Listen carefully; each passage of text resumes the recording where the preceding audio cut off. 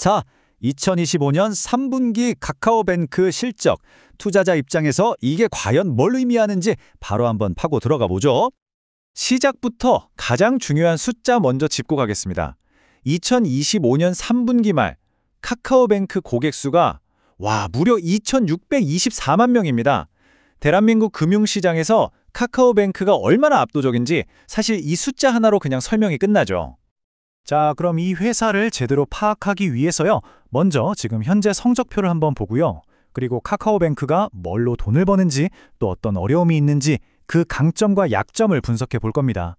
그 다음엔 미래 전략을 살펴보고 마지막으로 투자자로서 뭘 챙겨봐야 하는지 핵심만 딱 짚어드릴게요. 네, 그럼 지금 당장 카카오뱅크의 재무 상태, 성적표는 어떤 모습일지 한번 들여다보겠습니다.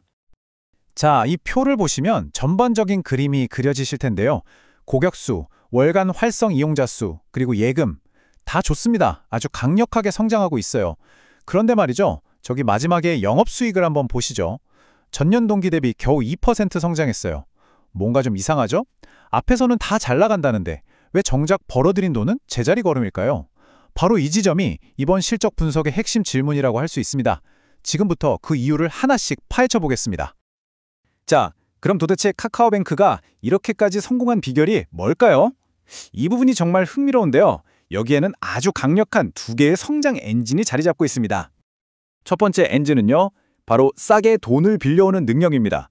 고객들이 맡긴 예금 중에 무려 59%가 이자가 거의 없는 우리가 흔히 말하는 저원가성 예금이라는 거예요. 이게 왜 중요하냐면요. 다른 시중은행들하고는 비교가 안 되는 수준이거든요. 이건 그냥 숫자가 아니라 다른 은행에 절대 따라올 수 없는 카카오뱅크만의 강력한 경제적 해자라고 할 수 있습니다. 특히 앞으로 금리가 떨어지는 시기에는 이게 정말 엄청난 무기가 될 겁니다. 비용을 확 줄여주니까요. 그리고 두 번째 엔진은 바로 이 플랫폼 그 자체입니다. 카카오뱅크는 그냥 은행 앱이 아니에요. 일종의 금융 허브죠. 예를 들어서 MMF박스라는 상품, 이거 하나가 3분기에 시장에 새로 풀린 개인용 MMF 자금의 70%를 그냥 싹쓸이했어요. 정말 대단하죠? 이것뿐만이 아닙니다. 우리 아이 계좌나 정부 지원금 찾기 같은 새로운 서비스를 계속 내놓으면서 사람들을 계속 끌어들이고 한번 들어오면 나가지 못하게 꽉 붙잡아두는 거죠. 하지만 이렇게 잘 나가는 카카오뱅크에게도 물론 그림자가 있습니다.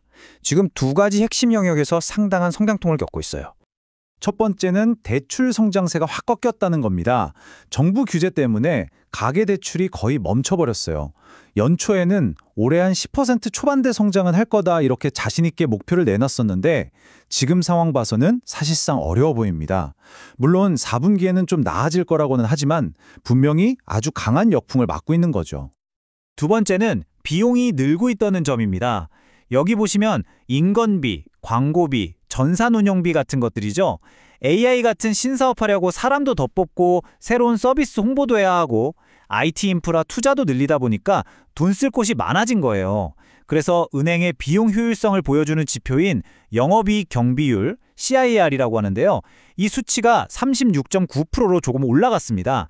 쉽게 말해서 100원을 벌기 위해 쓰는 돈이 예전보다 조금 더 늘었다. 이렇게 이해하시면 됩니다.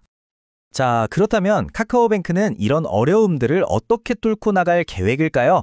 이제 그들의 미래 전략을 한번 들여다볼 시간입니다. 전략은 크게 두 가지 방향으로 볼 수 있습니다.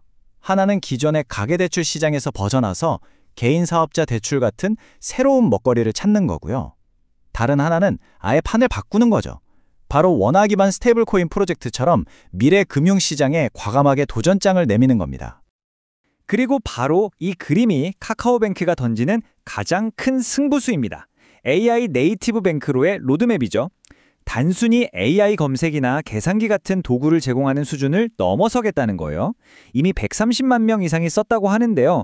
이걸 넘어서서 4분기에는 AI가 알아서 돈을 보내주고 모임 통장 관리까지 해주는 그런 서비스를 내놓겠다는 겁니다. 궁극적인 목표는요. 시장에서 AI 하면 카카오뱅크, 이렇게 떠오르게 만드는 진정한 AI 은행의 선도주자가 되겠다는 거죠. 자, 그럼 이 모든 내용을 종합해서 우리 투자자 입장에서는 도대체 뭘 눈여겨봐야 할까요? 핵심만 딱딱 짚어드리겠습니다. 핵심은 이겁니다. 카카오뱅크는 정말 막강한 플랫폼과 저원가성 예금이라는 확실한 강점을 가지고 있어요. 하지만 동시에 정부 규제 때문에 대출 성장은 막혀 있고 운영 비용은 늘어나고 있다는 약점도 분명합니다. 그럼 앞으로의 주가 향방은 어디에 달려 있을까요? 바로 미래 성장 동력에 달려 있겠죠.